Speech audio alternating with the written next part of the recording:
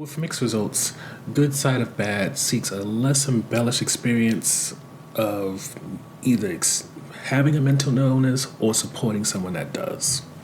So to summarize the movie, after Florence jumps from a bridge and it's not clear whether it's because she tried to commit suicide or maybe that somebody was chasing her like she said, her older sister and maternal figure, since she raised her, named Sarah, kind of goes into crisis mode. She calls Peter, their middle brother, so that he can tell their mother, Mary Allen, who has her own stuff going on. And together, the family tries their best to be there for Florence, even though it's clear that what Florence is going through is not going to be something simple and it's going to be very taxing on an already sort of strained family.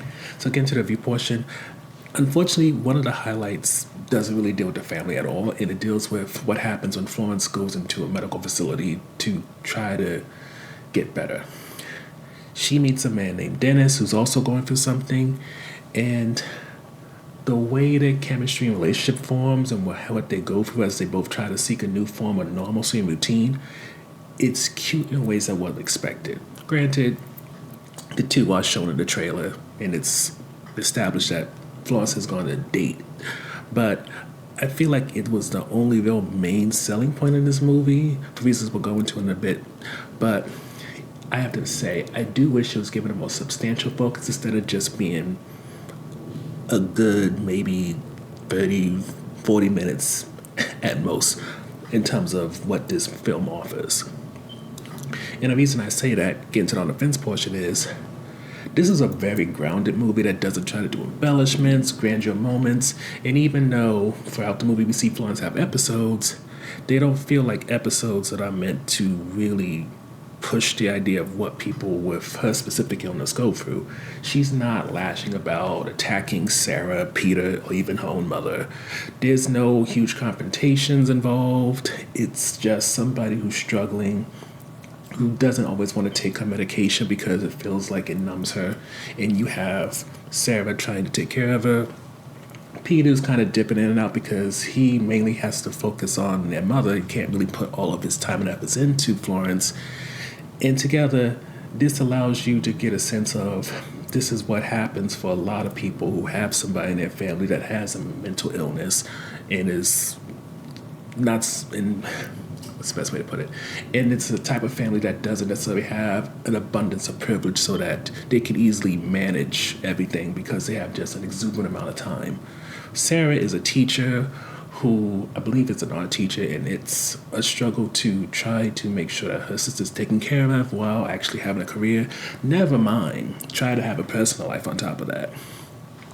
Peter, we don't really see any conflicts for him with work or the personal life, but again, he has his mother, and she seemingly has dementia, so she is struggling herself. And the way this film plays out, which is why we're kind of about it, is that when it comes to Sarah, Peter, and Mary Ellen, you don't get as much as you would hope or maybe want. With Sarah, it's made clear that because she was forced to raise her two younger siblings, there was a lot of sacrifices involved. But the film doesn't really tap fully into that outside of one scene when Sarah's just feeling overwhelmed by everything. With Peter, there's no real hook with him because he doesn't have much of a life. We know he lives in Los Angeles. We know he has a relationship with his mom, but in terms of really getting to know him, how all this is affecting him, I don't feel like you can really build that connection with him.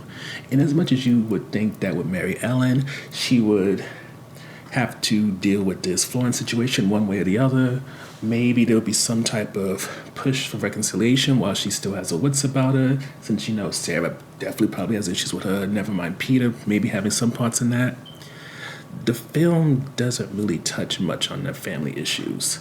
And again, it allows you to see it as something more grounded that's not trying to push for conversations that may not naturally happen. But even in the case of Florence and Mary Ellen, I don't recall there being scenes between them, or if there are scenes between them, they're nothing notable. And it makes it so, as much as you appreciate kind of being a voyeur of this kind of life and how much it feels like something real, at the same time, outside of the Dennis Florence connection, there's nothing that's really a driving hook with this movie. So while you get decent performances, unfortunately the characters lack that something to really make you want to really dig to what's going to happen to them, fiend for more from them, or anything like that. It's just watching a chapter of their lives, maybe getting some sense of what people like them are dealing with when it comes to either supporting someone like Florence or being someone like Florence. And while you get the point, I wouldn't say you get any entertainment value, never mind something that you're going to want to watch again, or even really push people to watch again with you. So overall, when it comes to Good Side of Bad, there's a need to appreciate the fact that it's very slice of life, kind of gives you a voyeur type of movie that doesn't want to exploit Florence and what she's going through, never mind over dramatize what she's going through, never mind, or even what her family is. But because it wants to stay away from embellishments and stuff like that, so comes the issue of what does it replace it with. Florence and Dennis, cute couple and all, but it's not a core part of the movie, never mind a core part of Florence's story.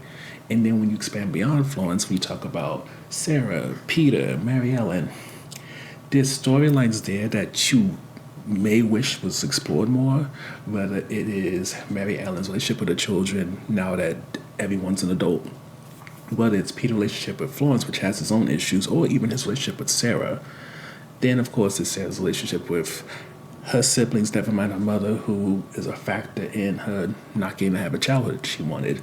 And taking note that we don't see much between Florence and Mary Ellen in this movie, despite Mary Ellen naming Florence after her sister who passed, you just see there's a whole lot of stuff that did not get explored that could have really compensated for not being as dramatic as a lot of films similar to this usually take. And with that, it's by no means a bad movie, but it can potentially seem a little bit too tame for those who aren't really into films that seemingly want to walk that line between bringing some form of education while still recognizing that film is a form of entertainment.